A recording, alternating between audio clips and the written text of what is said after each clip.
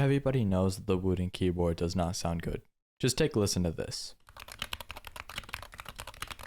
In this video, I'll be trying to achieve the greatest sound a Wooting can make, as well as modding this and making it look really good.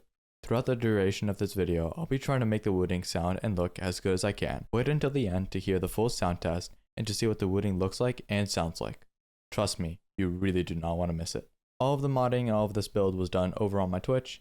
It's the link down in the description below if you guys do want to check me out. I do stream a bunch of games as well as I do music now, so go check me out over there and watch some of my live stuff. Of course, to start out this build, we have to take it apart, and that was the fun part and probably the easiest part out of this entire build. And trust me, it gets very painful and very tedious on. So watch until the end to see all of my struggles trying to mod this keyboard. The screwdriver that I will be using to take this keyboard apart is from Fantique. They didn't sponsor me or send me this toolkit out at all or tell me to say this. I just really enjoy their screwdriver set and I would really recommend it for an electric screwdriver set. The first thing I'll be doing to mod this actual keyboard is to take off all the switches. The switches that come stock with the Wooting sound horrible and are not good. The amount of stem wobble they have is also horrendous. I will have all the products and all the mods that I did do to this keyboard down in the description below, as well as links to get everything, so if you do want to copy this build, you can do so. And when I say the process of taking out these key switches were painful, I mean they were actually painful on my hands. I almost cramped up multiple times when doing this, and it was a very painful process. I do have to take out these switches again later on in the video, but I do use a slightly better technique. Fingers still hurt, dude. So if you guys do need to take out the switches, don't do what I'm doing right here, and wait until later in the video where I do show how I did it. And you can see now how painful it is. Yeah, I'm actually gonna cramp. Holy shit.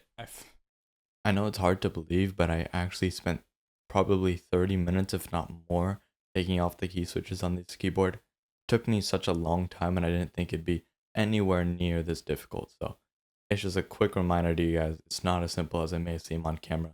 It's definitely a lot more painful than it does seem. My hands hurt a lot after I was doing this. So watch the next few seconds of me just destroying my fingers at 900% speed taking off these key switches.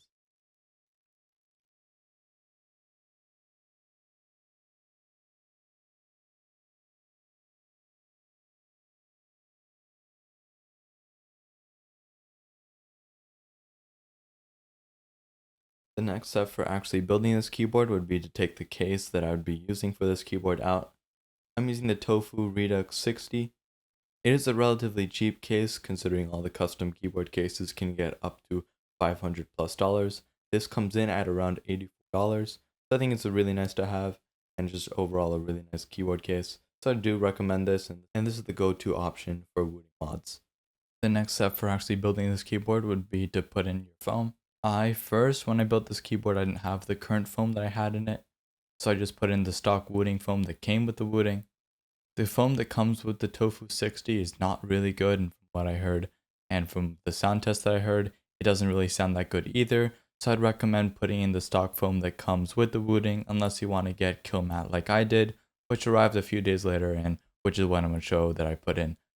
When using the Wooting foam, you do have to remove one of the layers that comes with it. There are two layers. One is a larger sheet that fills the entire keyboard. The other one's a smaller top part. You do have to remove the top part piece for the PCB to properly fit inside of the keyboard itself. What the kill mat basically does that the Wooting doesn't really do is it reduces the amount of reverberation that goes on inside of the keyboard, basically making the sound profile of the keyboard a little bit deeper, and it just makes it a little bit more enjoyable for me to listen to the keyboard while I am typing on it.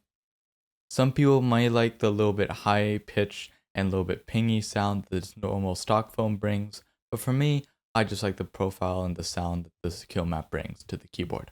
Wait until the end of the video to see a sound test between the default Wooting foam and the new kill mat foam, as well as all the other different changes that I will be making later on in the video, such as the different plates I'll be using.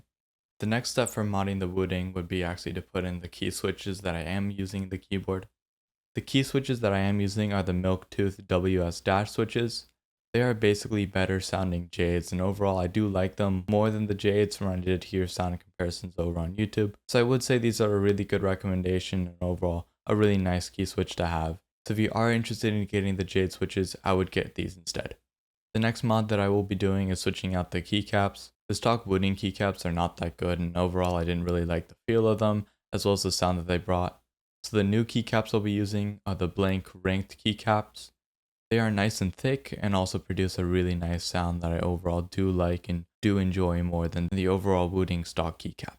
For the final mod that I'll be doing, which I wouldn't say technically is a mod that I currently have on my keyboard because it isn't, I took it out after I realized that it just didn't sound good and wasn't quite the sound signature that I wanted from my keyboard. This mod is of course switching out of the plate. I switched out from the default stock plate, which I don't know exactly what material it is, to a palm plate.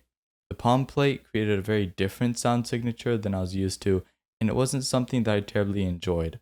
Throughout the process of actually putting it in, it was very difficult. It took me almost 3 hours to do this, which involved taking out the keycaps again, switching out the stabilizers, which I did end up cracking the plate because of how much force I was using to try to put in the stabilizers, and overall a few different things I wasn't doing correctly when I was swapping out the plate.